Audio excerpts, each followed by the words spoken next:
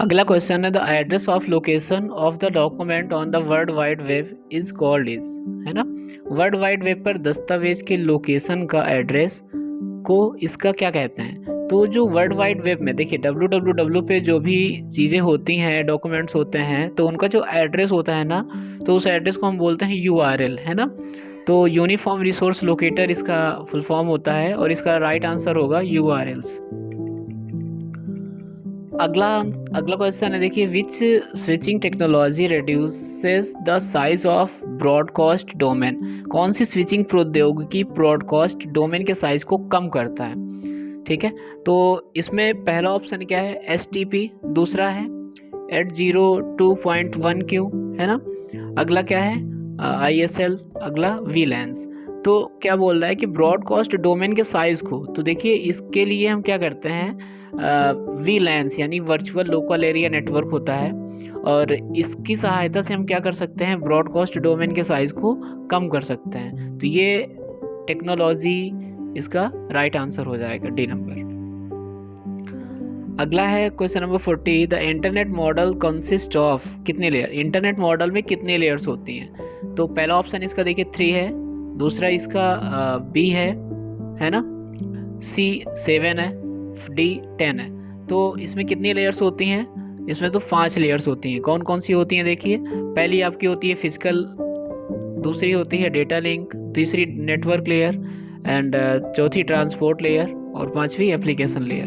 तो ये पांचों लेयर आपको याद रखनी है, ठीक है। तो इंटरनेट मॉडल में कितनी लेयर्स होती हैं, 5, तो इसलिए इसका option number B right answer हुआ।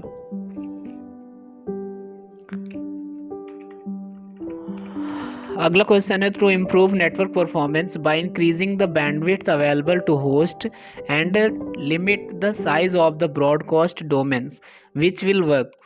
होस्ट को उपलब्ध बैंडविड्थ को बढ़ाकर नेटवर्क के निष्पादन में सुधार करने और ब्रॉडकास्ट डोमेन के साइज को सीमित करने के लिए हम किस चीज़ का यूज़ करते हैं। तो देखिए हब, ये तो हब क्या होता है, हब जोड़ने के लिए, किन्हीं दो डिवाइसेस को जोड़ने के लिए यूज़ किया जाता है। मैनेज्ड हब, ये भी एक हब का प्रकार है ना। स्विच हो गया, स्विचेस का यूज़ क्या होता है, स्विच और हब में ये फ़र्क होता है कि स्विच इंटेलिजेंस होते हैं, इनमें जहाँ जिस डेस्टिनेशन पे हमें डेटा भेजना है वहीं पे जाएगा, लेकिन हब क्या करता है, हब ब्रॉडकास्ट कर देता है। फिर अगला क्या है, देखिए जब बात आ जाए आपके ब्रॉडकास्ट डोमेन के साइज को सीमित करने की, तो उसमें आपका VLAN जरूर आएगा, ठीक है। तो switches configured with VLAN, switch को कॉन्फ़िगर्ड VLAN के साथ किया जाएगा। तो ये ऑप्शन जो है इसका राइट आंसर होगा, क्योंकि ब्रॉडकास्ट डोमेन के साइज को हमें कम करना है, लिमिटेड करना है, छोटा करना है। अगला क्वेश्चन है, protocols that allows user to log on, है ना। वो कौन सा प्रोटोकॉल है जो यूजर को अलाउ करता है लॉग ऑन करने में to a host computer from remote connectors. अब रिमोट कंप्यूटर से आपको अगर लॉग इन करना है तो कौन सा यूज़ करेंगे आप प्रोटोकॉल। तो ये बहुत ही इजी है, जिसके लिए सबसे पॉपुलर जो टेलनेट प्रोटोकॉल होता है। तो टेलनेट का मतलब होता है टेलीटाइप नेटवर्क प्रोटोकॉल। तो इस नेटवर्क का यूज़ इसीलिए किया जाता है जब आपको रिमोट कंप्यूटर्स या रिमोट पे एक्सेस लेना हो। अगला एक POP भी लिखा है, तो POP क्या होता है, पॉइंट ऑफ प्रेजेंस या पोस्ट ऑफिस प्रोटोकॉल होता है, ठीक है। तो ये ईमेल में यूज़ होता है, यहाँ पे इसका रिमोट एक्सेस में कोई यूज़ नहीं होता। अगला PPP लिखा है, तो ये पॉइंट टू पॉइंट प्रोटोकॉल या इसे पब्लिक प्राइवेट, है ना, पार्टनरशिप प्रोटोकॉल भी, ये पॉइंट टू पॉइंट प्रोटोकॉल बोलते हैं इसे। अगला है SLIP, तो SLIP देखिए सीरियल लाइन इंटरफेस प्रोटोकॉल होता है। तो इसका जो राइट आंसर होगा वो टेलनेट होगा, क्योंकि कहीं भी अगर रिमोट एक्सेस या रिमोट कंप्यूटर्स का नाम आता है तो आपको टेलनेट आंसर सही करना है कि टेलनेट ही होगा उसका राइट आंसर, ठीक है। अगला क्वेश्चन है 43, कंप्यूटर और server on the network is also known as. Network पर कंप्यूटर या सर्वर को और हम क्या कहते हैं, है ना। तो देखिए एड्रेस तो होगा नहीं, क्योंकि एड्रेस तो अलग चीज़ हो गई, है ना। हमें कंप्यूटर या सर्वर के नेम को बताना है, किस नाम से जानता है, तो एड्रेस नहीं होगा, होस्ट कहते हैं इसे, ठीक है। IP एड्रेस भी नहीं होगा, URLs मैं बता चुका हूँ अभी। तो होस्ट जो होगा, होस्ट क्या होता है, होस्ट कंप्यूटर या सर्वर को हम होस्ट के नाम से भी जानते हैं। ठीक है, क्वेश्चन नंबर नेक्स्ट है कि इंटरनेट एड्रेस जो होता है वो कितने बिट का होता है। तो ऑप्शन देखिए 8 बिट, 16 बिट, 32 बिट, 64 बिट। तो हमें पता होना चाहिए कि जो इंटरनेट एड्रेस होता है वो कितने बिट का होता है, 32 बिट का। तो इसका राइट आंसर क्या होगा, 32 बिट, ऑप्शन नंबर सी। अगला क्वेश्चन है software used to open web page on internet. वो कौन सा सॉफ्टवेयर है जो वेब पेजेस को इंटरनेट में ओपन करने के लिए यूज किया जाता है। तो इसमें आपके पास ऑप्शन है पोर्टल, सफर, ब्राउज़र, प्रोवाइडर्स, है ना। तो इसका जो राइट आंसर है वो क्या हो जाएगा, ब्राउज़र, क्योंकि ब्राउज़र में ही कोई पोर्टल ओपन होगा, ब्राउज़र में ही कोई वेबसाइट ओपन होगी, है ना। तो एक वेब पेज ओपन करने के लिए हमें क्या चाहिए होता है, ब्राउज़र। तो इसका जो राइट आंसर वो क्या होगा, ब्राउज़र।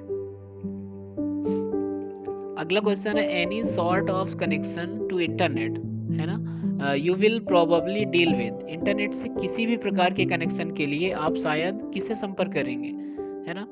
तो इसमें जब हमें किसी इंटरनेट कनेक्शन की ज़रूरत होती है तो देखिए आईपी एड्रेस तो हम अपने सिस्टम में डालते हैं, टीसीपी आईपी एक एड्रेस होता है, ठीक है, ये भी आईपी एड्रेस में आ गया। होस्ट हम कंप्यूटर को बोलते हैं। तो लास्ट बचता है एनआईएसपी, इंटरनेट सर्विस प्रोवाइडर इसे कहते हैं। और ये काम क्या करते हैं, ये इंटरनेट सर्विस आपको प्रोवाइड करते हैं। तो इसका राइट आंसर जो होगा वो डी होगा, आईएसपी, इंटरनेट सर्विस प्रोवाइडर।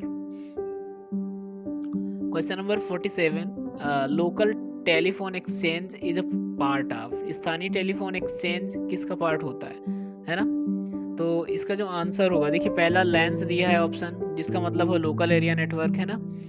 अगला है मैन, इसे बोलते हैं मेट्रोपॉलिटन एरिया नेटवर्क। अगला है वैन, WAN, यानी कि वाइड एरिया नेटवर्क। और एक पैन है तो इसे बोलते हैं पर्सनल एरिया नेटवर्क। तो जो हमारा टेलीफोन एक्सचेंज होता है ना, स्थानीय टेलीफोन, वो किससे एक्सचेंज हुआ है, वो WAN से, यानी कि वाइड एरिया नेटवर्क से हुआ है।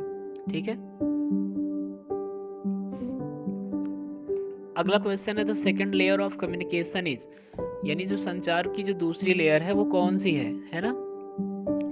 तो इसमें आपको देखा होगा कि आपके पास कई सारी लेयर्स होती हैं, ठीक है, जिसमें OSI मॉडल भी होता है ना। तो कम्युनिकेशन की जो सेकंड लेयर होती है वो कौन सी होती है, डेटा लिंक लेयर होती है। तो इसका राइट आंसर हो जाएगा ए नंबर, डेटा लिंक लेयर। तो ये सेकंड लेयर होती है क्योंकि कम्युनिकेशन लेयर की। अगला क्वेश्चन है कि dash is not an address resolver protocol. इसमें से कौन सा एड्रेस रिसॉल्वर प्रोटोकॉल नहीं है। ऑप्शन है DNS यानी डोमेन नेम सिस्टम, DHCP, है ना, ये भी नहीं होगा, डायनेमिक होस्ट कॉन्फ़िगरेशन प्रोटोकॉल। अगला ARP है। ARP क्या होता है, एड्रेस रिजोल्यूशन प्रोटोकॉल होता है। अगला एक RARP भी दिया है। तो RARP का मतलब होता है रिवर्स एड्रेस रिजोल्यूशन प्रोटोकॉल। तो क्या होता है कि जहाँ पे एड्रेस रिसॉल्वर प्रोटोकॉल कौन सा नहीं है ना, तो वो DHCP होता है, क्योंकि इसमें ये क्या करता है, ऑटोमेटिक IP असाइन करता है। तो इसका राइट आंसर हो जाएगा बी, DHCP। नेक्स्ट क्वेश्चन है कि system that can be use both in priority as well as non priority mode. वह सिस्टम जिसे प्राथमिकता और गैर प्राथमिकता मोड दोनों में प्रयोग किया जा सकता है ना। वो क्या होता है, TDM, carrier sense system, token passing, carrier sense system and token passing both. तो इसका राइट आंसर होगा, क्योंकि carrier sense system and token passing both, है ना, ये उस सिस्टम को कहते हैं जहाँ पे जिसे प्राथमिकता और गैर प्राथमिकता मोड दोनों में प्रयोग किया जाता है। तो इसमें कैरियर सेंस और carrier sense system and token ये दोनों आ जाते हैं। ठीक है, तो इसका राइट आंसर डी नंबर होगा। बॉर्ड मीन्स, बॉर्ड का अर्थ क्या होता है। तो देखिए बॉर्ड का अर्थ होता है वह दर जिस पर सिग्नल चेंज होता है ना, उस रेट, यानी जहाँ पे सिग्नल रेट चेंज होता है उसे हम क्या कहते हैं, बॉर्ड। ठीक है, तो इसका राइट आंसर जो होगा वो सी नंबर होगा, rate at which the signal changes. अगला क्वेश्चन है 52, unmodulated signal coming from transmitter is. Transmitter से जो आने वाला अनमॉड्यूलेटेड सिग्नल होता है ना, उसे हम क्या बोलते हैं, वो कौन सा सिग्नल होता है। तो देखिए वो होता है बेस बैंड सिग्नल। जो भी ट्रांसमीटर से आने वाला अनमॉड्यूलेटेड सिग्नल होता है उसे हम क्या कहते हैं, बेस बैंड सिग्नल। अगला क्वेश्चन है, gateways are use to connect. Gateway किसको कनेक्ट करने के लिए यूज किया जाता है? तो हमने पहले ही पढ़ रखा है कि जो डिफरेंट, देखिए इसमें पहला ऑप्शन है different networks together such as TCP/IP and DEC net, है ना, अलग अलग नेटवर्क को एक साथ कनेक्ट करने के लिए, या mainframe computer to network, mainframe को एक नेटवर्क से कनेक्ट करने के लिए, या ओवरसी नेटवर्क, समुद्र पारी नेटवर्क को कनेक्ट करने के लिए, नन ऑफ दिस। तो इसका राइट आंसर होगा different network together such as TCP/IP, है ना, एंड DEC नेट। तो क्या होगा कि ये चेक करने के लिए, यानी कि डिफरेंट नेटवर्क्स को, डिफरेंट लैन नेटवर्क्स को कनेक्ट करने के लिए इसका यूज किया जाता है। तो इसका राइट आंसर होगा ऑप्शन नंबर ए। अगले क्वेश्चन में आते हैं। अगला क्वेश्चन क्या है? अगले क्वेश्चन में आते हैं कि रिपीटर एक्ट लाइक अ, रिपीटर किसकी तरह काम करता है? तो रिपीटर क्या होता है, देखिए रिपीटर किसी सिग्नल को पहले लेता है और उसके बाद उसे एम्पलीफाई करके वो आगे फॉरवर्ड करता है, देता है, ब्रॉडकास्ट करता है। तो एम्पलीफायर भी ऐसा ही काम करता है, ठीक है। तो इसका राइट आंसर क्या होगा? एम्पलीफायर के जैसे काम करता है रिपीटर। अगला क्वेश्चन है, dash does not provide a physical link between terminal and computer, है ना, टर्मिनल और कंप्यूटर के बीच वास्तविक लिंक नहीं देता है। ये क्या है? देखिए ऑप्टिकल फाइबर क्या होती है? ये ऐसी केबल है जो टर्मिनल और कंप्यूटर के बीच वास्तविक लिंक होती है इसमें, है ना। माइक्रोवेव ये वायरलेस होता है, इसमें नहीं होता है। टेलीफोन लाइन में भी होता है, कोएक्सियल केबल में भी होता है। तो इसका जो राइट आंसर होगा वो माइक्रोवेव होगा, क्योंकि माइक्रोवेव में किसी भी प्रकार का टर्मिनल और कंप्यूटर के बीच वास्तविक लिंक नहीं होती है। तो राइट आंसर इज माइक्रोवेव। अगला क्वेश्चन है लैन टू लैन, है ना, LAN to LAN connection is provided with. LAN to LAN connection दिया जाता है, किस में दिया जाता है भैया? तो पहला ऑप्शन इसमें देखिए लीज्ड लाइन है ना। तो हम जानते हैं कि लीज्ड लाइन के द्वारा ही क्या किया जाता है, लैन टू लैन कनेक्शन को जोड़ा जाता है। अगला इसमें एक ISDN भी है, इसे हम क्या कहते हैं, इंटीग्रेटेड सर्विसेज डिजिटल नेटवर्क कहते हैं, ठीक है। तो क्या हुआ इसका राइट आंसर? लीज्ड नेटवर्क होगा, क्योंकि जो लैन टू लैन कनेक्शन होता है वो लीज्ड लाइन के द्वारा ही किया जाता है। अगला क्वेश्चन है 57, which pairs of protocols can use multiple TCP connections between the same client and the server? Which one is that? कौन सा प्रोटोकॉल समान क्लाइंट और सर्वर के बीच बहु TCP कनेक्शन का प्रयोग कर सकता है? निम्न में से कौन है ऐसा? तो इसमें देखिए कई सारे प्रोटोकॉल्स दिए गए हैं। अब हमें ये देखना होगा कि ये बताना है कि कौन सा जो प्रोटोकॉल है वो मल्टीपल TCP कनेक्शंस के लिए यूज किया जाता है किसी same client and same server की उसमें। तो देखिए पहला ऑप्शन है HTTP और टेलनेट। तो मैंने अभी आपको बताया था कि जो टेलनेट होता है वो तब यूज किया जाता है जब आपको रिमोटली एक्सेस करना होता है, ठीक है। हम यहाँ पे क्या कर रहे हैं, मल्टीपल TCP कनेक्शंस कर रहे हैं किसी सेम क्लाइंट और सर्वर के बीच, यानी हमें फाइल्सों को ट्रांसफर भी करना है ना। तो हम इसमें जो राइट आंसर होगा वो HTTP और FTP होगा, क्योंकि हाइपरटेक्स्ट ट्रांसफर प्रोटोकॉल और फाइल ट्रांसफर प्रोटोकॉल, है ना। तो इसका राइट आंसर होगा HTTP FTP। अगला क्वेश्चन है 58, इन IPv4 layer datagram is a, है ना, IPv4 लेयर में डेटाग्राम क्या होता है ना, उसका डाटाग्राम होता क्या है? तो इसमें देखिए आंसर है इसके कई सारे, variable length, fixed length, short length, long length. तो जब IPv4 लेयर की बात करें तो उसमें वेरिएबल लेंथ पर ही वो उसका जो डेटाग्राम होता है वो वेरिएबल लेंथ में होता है। इसका राइट आंसर हो जाएगा वेरिएबल लेंथ। अगला 59 नंबर है, टू प्रोटोकॉल्स ऑफ IPsec, है ना। IPsec का दो प्रोटोकॉल्स कौन कौन सा है ना। तो इसमें सबसे पहले देखते हैं जो PGP और SSL दिया हुआ है। तो PGP क्या होता है? PGP का मतलब होता है प्रेटली गुड प्राइवेसी, है ना, प्रेटली गुड प्राइवेसी।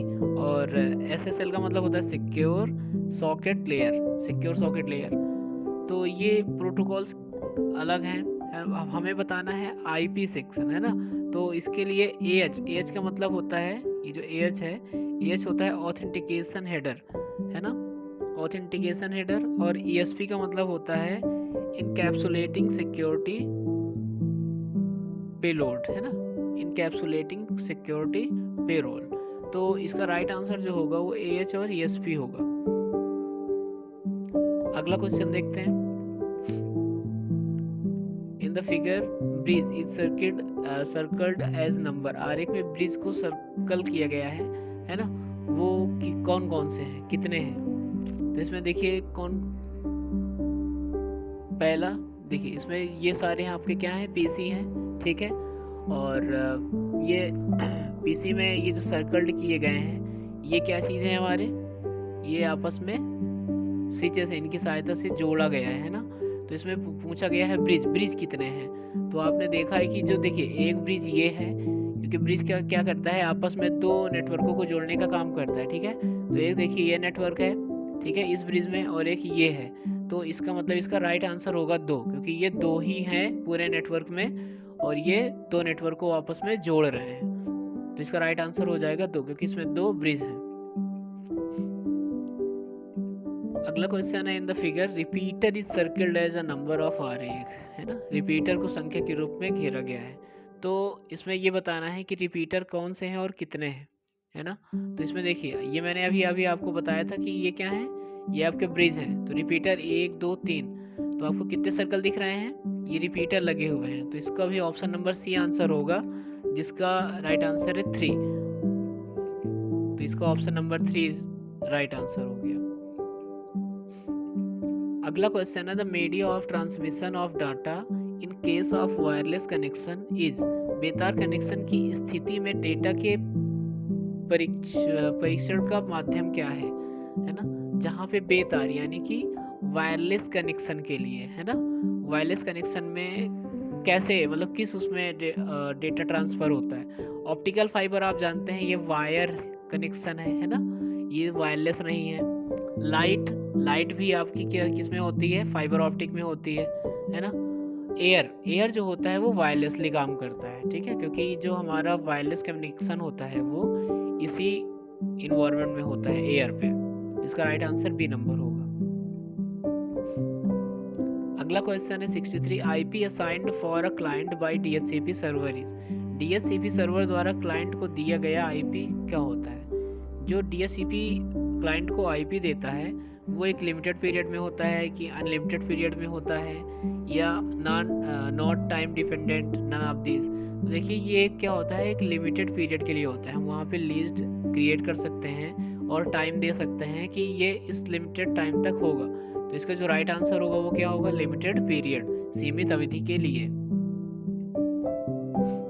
अगला क्वेश्चन है 64, इंटरनेट इज, इंटरनेट क्या होता है। तो इंटरनेट देखिए पहला ऑप्शन है कलेक्शन ऑफ लेंस, ऐसा नहीं है, क्योंकि लेंस के कलेक्शन को हम इंटरनेट नहीं कहते हैं। नेटवर्क ऑफ नेटवर्क्स, हाँ ये ऑप्शन इसका राइट आंसर होगा, क्योंकि कई सारे नेटवर्कों को मिला करके जो बनाया जाता है नेटवर्क, उसे हम इंटरनेट कहते हैं, ठीक है। 65, supporting programs used by other programs such as email is, है ना, ईमेल जैसे अन्य प्रोग्राम द्वारा प्रयुक्त सपोर्टिंग प्रोग्राम कौन सा होता है। तो उस यानी ईमेल क्या करता है, ईमेल क्या होता है, ईमेल किसी को इलेक्ट्रॉनिक मेल भेजने के लिए इसका यूज़ किया जाता है, जिसमें हम मल्टीमीडिया मैसेज भेज सकते हैं, फ़ोटो है, इमेज है, टेक्स्ट है, डॉक्यूमेंट है। तो IP क्या होता है, देखिए IP PC को प्रोवाइड की जाती है। DNS एक ऐसी सर्विस होती है जो ईमेल के लिए, ईमेल के जैसे सपोर्टिंग प्रोग्राम होता है ये। तो इसका फुल फॉर्म होता है डोमेन नेम सिस्टम, है ना। ये करती क्या है, ये ईमेल के सपोर्टिंग प्रोग्राम के जैसे यूज होती है।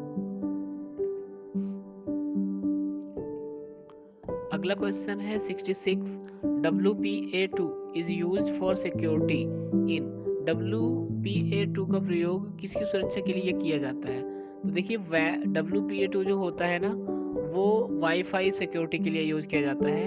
आप लोगों ने जब वाईफाई इस्टेब्लिश किया है, लगवाया है या लगाया होगा, तो आप देखे होंगे कि आपके वाईफाई में जो पासवर्ड लगाते हैं तो वहाँ पे ये ऑप्शन आता है, ये WPA2 का। ठीक है, तो इसका right answer option number B होगा, वाईफाई। अगला क्वेश्चन है what port does telnet use, है ना, कौन सा पोर्ट टेलनेट जो है कौन सा पोर्ट यूज करता है ना, कौन सा पोर्ट का प्रयोग करता है। तो इसका राइट आंसर होगा 3, क्योंकि जो टेलनेट है वो 23 पोर्ट को यूज करता है।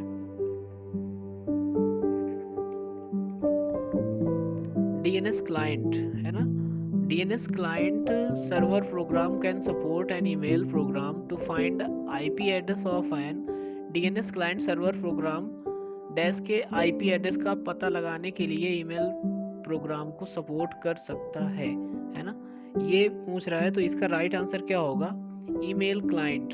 ठीक है, क्योंकि DNS client server program can support an email, जो DNS क्लाइंट सर्वर का जो DNS प्रोग्राम है वो सपोर्ट कर सकता है किसी ईमेल प्रोग्राम को, क्या फाइंड करने के लिए, IP एड्रेस, है ना। तो जो क्लाइंट या सर्वर का DNS प्रोग्राम है ना, वो किस चीज़ में हेल्प करता है, किसका IP एड्रेस फाइंड करने में हेल्प करेगा, वो ईमेल क्लाइंट का IP एड्रेस फाइंड करने में सपोर्ट कर सकता है। तो इसका जो राइट आंसर होगा वो ईमेल क्लाइंट करेंगे आप। अगला क्वेश्चन है 69, इन डोमेन नेम सिस्टम यानी DNS server makes a database called, domain name system में सर्वर एक डेटाबेस बनाता है जिसे हम क्या कहते हैं, है ना, जिसे हम क्या कहते हैं, zone IP, zone file, zone domain, zone server. तो हम जब डोमेन DNS में देखते हैं कि DNS में जो सर्वर डेटाबेस फाइल बनाता है तो वो कहाँ पे बनाता है, जोन फाइल। ठीक है, .जोन फाइल, ये वाला ऑप्शन, जोन फाइल ऑप्शन इसका राइट आंसर होगा। तो ये याद रखें कि जो DNS में सर्वर डेटाबेस बनाता है ना, तो उसे हम क्या कहते हैं, जोन फाइल कहते हैं।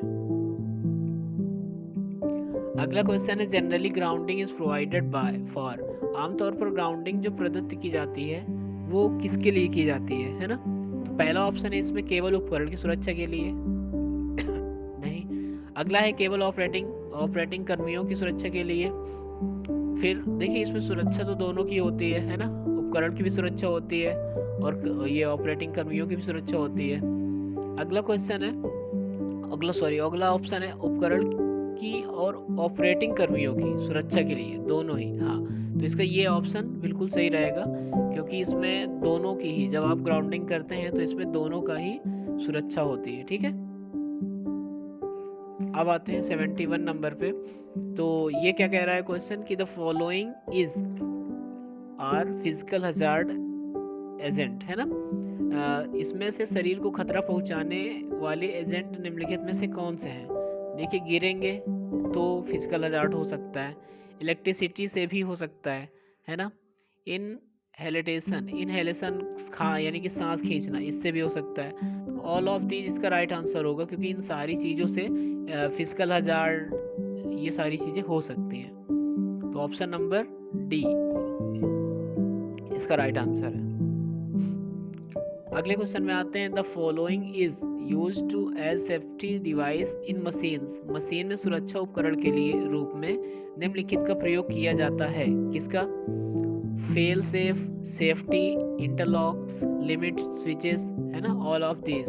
तो इसका जो राइट आंसर होगा, देखिए क्या होता है मशीन की सुरक्षा उपकरण के रूप में, तो सेफ्टी इंटरलॉक्स यानी सुरक्षा इंटरलॉक भी जरूरी है, लिमिट स्विचेस भी जरूरी है, फेल सेफ भी जरूरी है ना।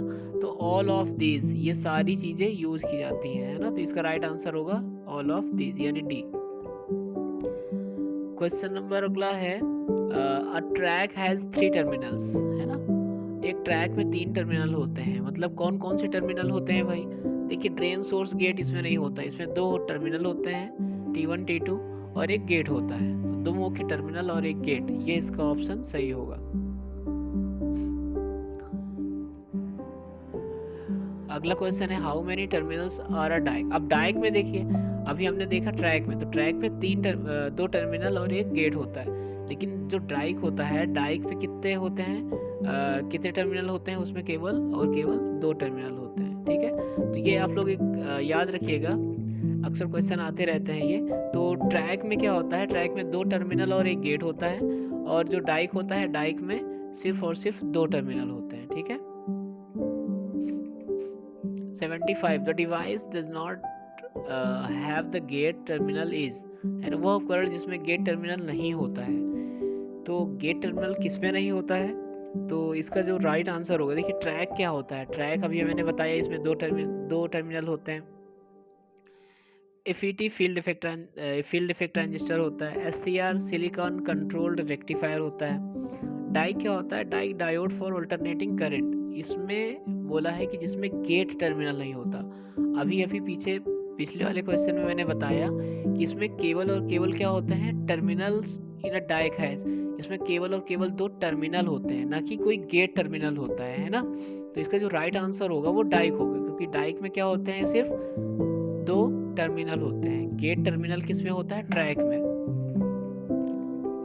अगला क्वेश्चन है एसएमपीएस इज यूज्ड फॉर, ठीक है। एसएमपीएस क्या होता है, SMPS switched mode power supply होता है ना, जो एसी को डीसी में कन्वर्ट करता है। तो देखिए क्या है इसके option, obtaining controlled AC power supply, यानी एसी पावर को ये कंट्रोल करते हैं, ऐसा नहीं है। Obtaining controlled DC power supply, DC power की विद्युत आपूर्ति प्राप्त करते हैं, ऐसा भी नहीं है ना। कैसा ही है, देखिए obtaining controlled DC power supply, इनका काम क्या होता है, ये आप इन्हें एसी देते हैं, और एसी के बाद ये क्या करते हैं, ये डीसी पावर सप्लाई आपको देते हैं, है ना। और अगला देखिए storage of DC power supply, ऐसा नहीं है इसमें। तो ऑप्शन नंबर जो बी होगा ये राइट होगा, ठीक है, क्योंकि ये क्या करते हैं, नियंत्रित डीसी विद्युत आपूर्ति प्राप्त करना, इनसे हम क्या करते हैं, डीसी वोल्टेज को प्राप्त करते हैं, इसलिए हम इनका प्रयोग करते हैं।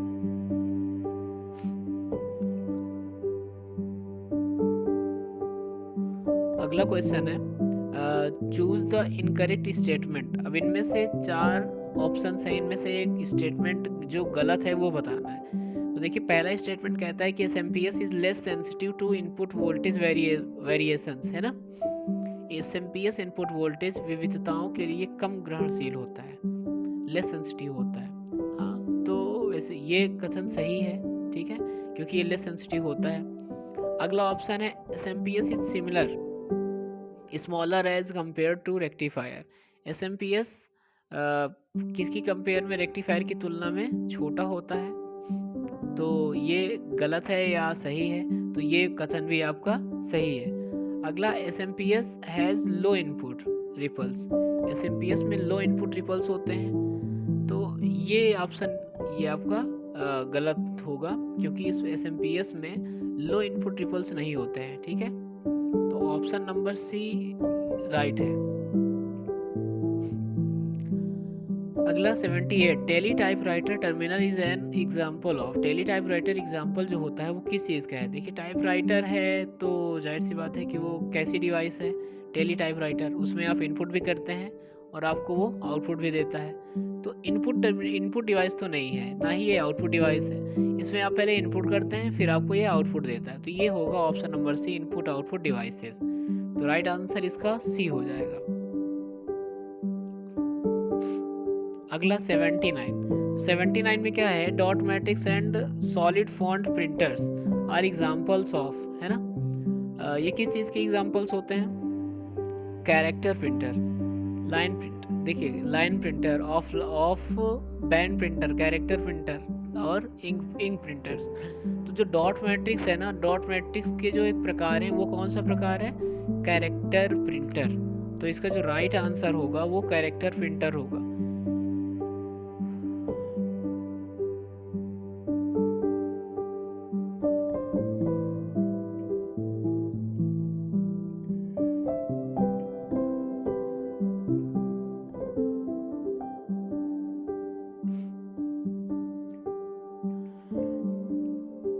इंकजेट प्रिंटर्स और band printers are classified as, inkjet printers या बैंड प्रिंटर्स किसमें क्लासिफाइड किया गया है ना। तो इसका आंसर क्या है, देखिए पहला इसमें ऑप्शन क्या है, कैरेक्टर प्रिंटर, है ना, कि इंकजेट को किस में किया गया है, कैरेक्टर में किया गया या इंक प्रिंटर्स में किया गया, या line printer, of band printer? तो इसका ऑप्शन होगा लाइन प्रिंटर्स, क्योंकि जो इंक जेट प्रिंटर्स है वो लाइन प्रिंटर्स की कैटेगरी में आ जाता है। तो इसका जो राइट आंसर होगा वो लाइन प्रिंटर्स होगा।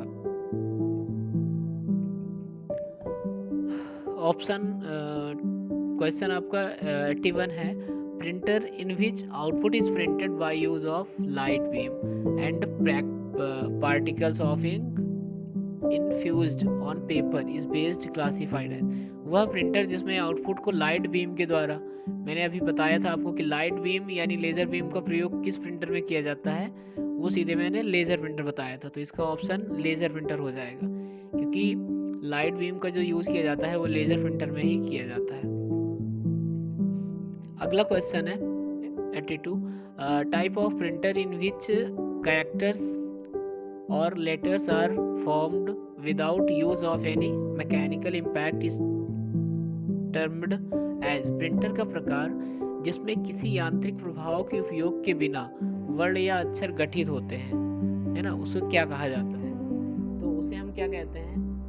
देखिए, जो ये पूछ रहा है इस क्वेश्चन का मतलब कि ऐसा कौन सा प्रिंटर है जिसमें जो आपके अक्षर होते हैं, है ना, वो उसमें क्या होते हैं, बिना वर्ण या अक्षर गठित होते हैं।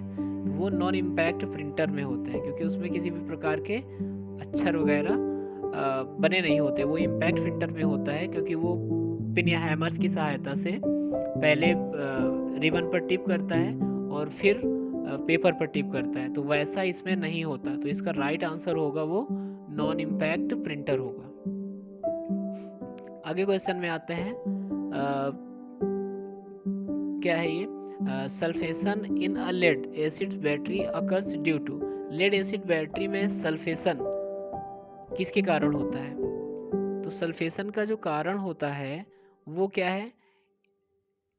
ट्रिकल चार्जिंग नहीं है, heavy charging, over charging, incomplete charging.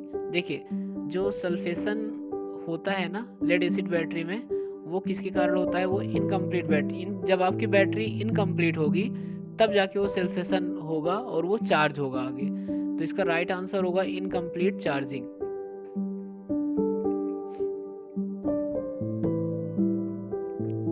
अगला क्वेश्चन है 84, computer device which detects each spot of image on a paper is. Computer device जो एक कागज पर छवि के प्रत्येक स्थान का पता लगाता है, वो क्या होता है? प्रत्येक स्थान का पता लगाता है मतलब देखिए, वीडियो कैम का मतलब क्या है? वो वीडियो कैप्चर करता है, ठीक है, लेकिन हमें बताता है कागज पर छवि के प्रत्येक, यानी कोई कागज है उसमें कोई चीज़ बनी हुई है, तो वो सारी चीज़ें हमें दिखाएगा कौन? Video cam, web cam, scanner, है ना। तो इनमें से कौन सी डिवाइस है? देखिए, स्कैनर अगर हम स्कैन कर देते हैं तो सारी की सारी चीज़ें वो हमें उस स्थान का पता लगता है, उसमें क्या बना है वो सारी चीज़ें दिख जाती हैं। तो इसका जो राइट आंसर होगा वो स्कैनर होगा।